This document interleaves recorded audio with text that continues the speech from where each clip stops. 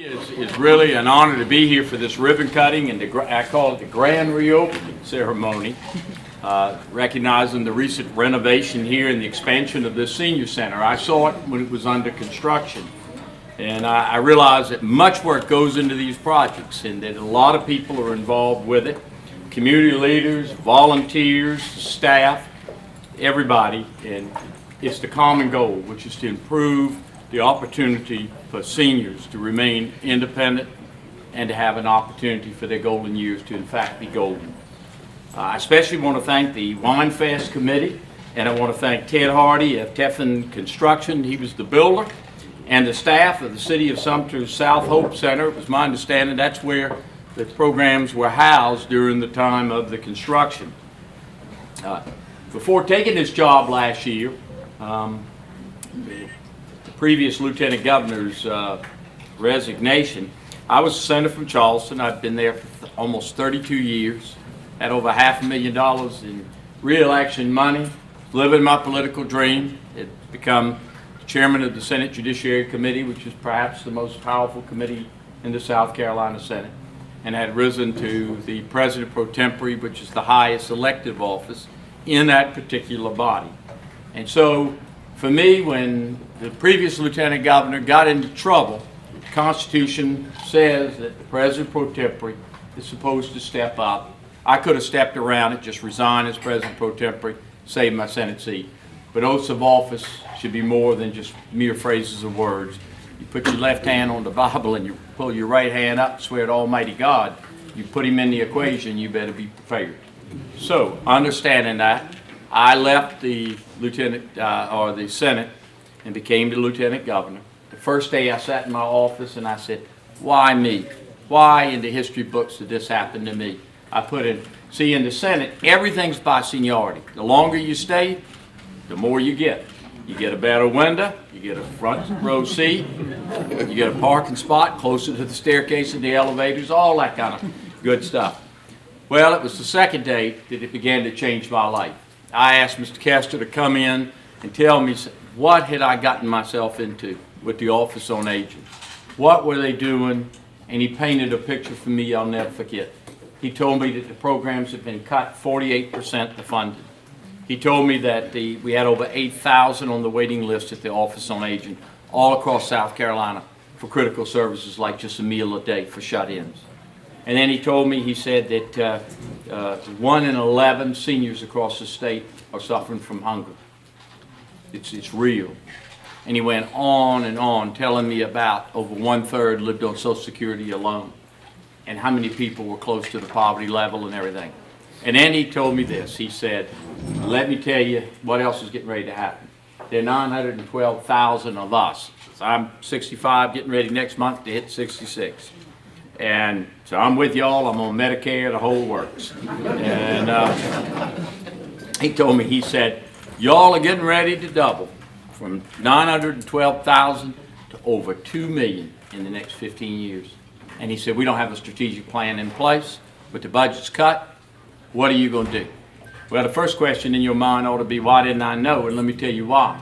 Because the budget's over 800 pages of just line items. And unless somebody's adding to a line or cutting a line on the floor, it never gets discussed. So this stuff got cut back in subcommittees or at the Budget and Control Board, and so I ended up with that. Well, I immediately tried to go to work to try to change that situation. And then I learned about the folks facing Alzheimer's across the state, and I know what it's like. My mother had Alzheimer's, and I watched her mother. My mother had a very sharp mind. You play cards with her, she could remember every card played. And before it got finished with her, she could not remember the distance between her plate and her mouth with a fork, and you had to assist her. It is the longest farewell. So I've seen the aging firsthand, and I knew the issues at least, and I tried to get the money, but we didn't get it at first. So that's why I went out on the Face of Aging tour, put a human story to it, and take it back to that legislature. And I figured if I couldn't get into their minds with facts, I was going to get into their heart with stories of the seniors across the state that are struggling. They're not looking for handouts, they're looking for a helping hand. They've worked all their lives, and here they are their dream is to stay in their homes, to age in place, and to have an opportunity. So that's what I've tried to refocus to it. And then I looked at senior centers, and the best story I can give you, and I could take you on the face of aging. Let me give you one story, because you're right, I love talking to those seniors. And they tell me that they enjoy the meals, but I look at the green beans, and there's a lady just up in another county. She told me how she cooked them, and she cooks them like I do, with smoked neck bones. It may not be the best thing for the doctor, but the two of us agree they taste good. We love them that way. And she says, but the meals are good. And she told me about that, and what a lovely lady she was. And so we got her for Christmas. We made sure she got some fresh green beans with smoked neck bones. And, we got somebody, thanks to Senator Malloy, helped me get that done. But one lady pointed out to me why it's so critically important for the folks at home. She was a shut-in. She had been on our meal program just 2 months. And I went in there, and they warned me. They said she's really going to be talkative. So I sat down with her. But what I confronted was somebody who had lost their limbs, 2 of their limbs, their legs, to diabetes. She was in that bed. She'd been there 60 days on the meal program. And I said, what does it mean to you? I said, I need that story to take back to the legislature. And she looked at me and she said, the nutrition off of these meals is giving me the physical strength to pull myself across this bed and get back in that wheelchair and live again. That's a strong story, and it's a story that needs to be resonated across, and I told the legislative committees about it. In senior centers, the best and greatest event was a similar event like this that I went to. And we had helped with putting the money into the kitchen and expanding it, and I was getting ready to leave, and a gentleman who was sitting there at tables where they'd been playing bingo and eating, grabbed me by the arm, and he said, can I speak to you? I said, yes, sir. And he said, he looked up at me, had sunglasses on, and he said, I want to thank you. He said, these improvements have released me from the 4 walls of horror. And I said, excuse me, I don't quite understand. And at that point, he tipped his dark glasses back, and I saw he was blind. And then he told me, he said, look, I used to sit in my house, and in the quiet of it, I heard it squeak and creak and settle. And I'd have to cut a TV on I could not see and let it blare to try to create some activity in there. He said, now I come to the senior center, I sit with other seniors, there's laughter, there's talk, there's life. He said, I look forward to getting on the bus and going down there to that senior center. And so that really encapsulates it to me about it being our front gates. It's our opportunity to network with one another. It's an opportunity to socialize, encourage one another to be active. The exercise rooms y'all put in, that's your ticket to staying mobile and to having an opportunity. To me, that story and what he said just put the fire under me to do everything I can now to try to expand the senior centers across the state. They are the front gates. They're where we get, in a lot of cases, our volunteers for meal delivery. We got folks across the state can't get here. We got to do something better with the senior transportation in this state. The fact we can't get them there. I've seen how volunteers work. We're working on a template. It works in some places to try to increase it. It's very important that we do that. But the Face of Aging Tour, I think, has been a success. We were able to get $3 million more last year. Sadly, the sequestration in Washington took $1.7 million out of our meal program, which would have terminated 1,600 seniors. So I had to go back and backfill that. And I'm already going back to the legislature to get the additional funds. My goal is to eliminate that waiting list of those 8,000 and to make sure. Because for every story that I could tell you today, whether it's the gentleman on the walker pushing a lawnmower and trying to raise a 10-year-old grandson because his son has died, or other ones who have had loved ones who have strokes that are there in their homes trying to make it. Those are people that we're serving. But for every story I tell you about them, there are hundreds and there are actually thousands of them out there across the state that need that helping hand. And so that's my goal, is to try to take that. Very quickly, let me just say that It's very apparent that the folks here at Sumter Senior Services understand the reality of this population boom. They demonstrated it through this renovation and through the expansion. But sadly, a majority of our leaders, both Democrat and Republican, do not get it. They do not understand that the tsunami is coming. They do not understand that the senior population will increase.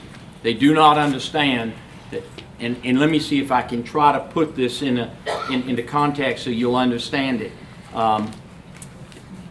We got the resources. The key to senior centers and home and community-based programs is to keep ourselves active and healthier, longer, and prevent a quicker migration into nursing home beds. If we do that, we have a chance to make it. Home and community-based programs on average cost the state $1,400 a person. Medicaid nursing beds, which is the alternative, are $52,000 a year per person. It ought to make sense to any politician out there.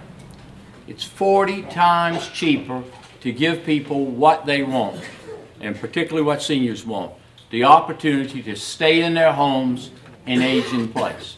And I'm trying to get that across, whether it's for our office through these programs is providing a meal a day, or let me tell you how essential just a trip to a supermarket is. One section of the state where we were delivering meals to shut-ins, part of them were not prospering. We know the calorie and the nutritional content of the meals we were delivering. They were going downhill. So we did a statistical study. You know what we found out? They had no loved ones near to take them anywhere. They got no transportation. They lived alone, except for one thing. They had a cat or a dog, and then we knew what was happening. They had no way to go get pet food. So the meals we were delivering, they were starving themselves to keep their cat, their pet cat or their dog alive. So, change that, meal delivery, we have dog food delivery or cat food, or we get them to the supermarkets where they themselves have the resource to do it.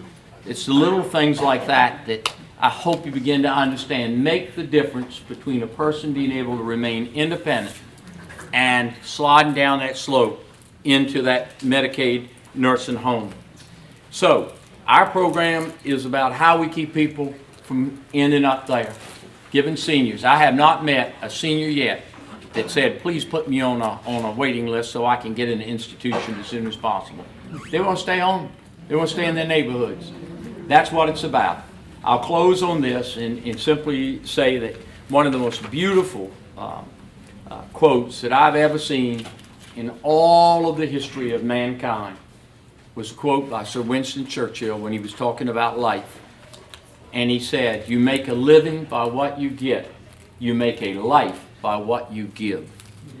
And we have an opportunity in this state to give life and hope and meaning, and to prevent budget busting by embracing the concepts of senior centers and home and community-based programs to move the state forward to confront the great tsunami. So instead of it drowning us, it's a challenge that we can step up to. But it requires change, and it requires commitment, and it requires additional resources. And that's the message that I'm taking across the state. I can only applaud what's done here in Sumter because this is where people get it. They understand it. Y'all innovate, y'all try to create, you try to stretch your dollars, and we're going to try to be, I hope our Office on Aging can be a greater and greater partner with our networks across the state. And so we give the seniors, I'll close on this, they used to say the American dream was to own your own home. I say in South Carolina, the South Carolina dream for our aging population is to stay in their own homes. And that's what we're about. God bless all of you for coming and helping one another and giving me the chance to be here.